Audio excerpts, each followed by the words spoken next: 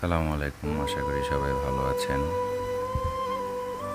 প্রথমেই বলতে চাই যে পুনরায় দেশ স্বাধীন হলো, মানুষের মধ্যে মুক্তির উল্লাস, মানুষ কতই না মনে আনন্দ নিয়ে শান্তি প্রশান্তির নিঃশ্বাস নিচ্ছে আর ঘোষণা দিচ্ছে যে দেশ স্বাধীন, মুক্ত স্বাধীন দেশ। আসলে মানুষের জীবনে কেউই কখনো বাধা হয়ে থাকতে চায় না।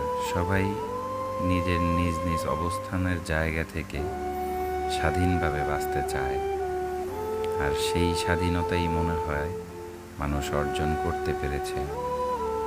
আসলে স্বাধীন মানুষের জন্য কতটা প্রয়োজন, স্বাধীনভাবে চলাচল করা বা স্বাধীন নিয়ে বেঁচে থাকা।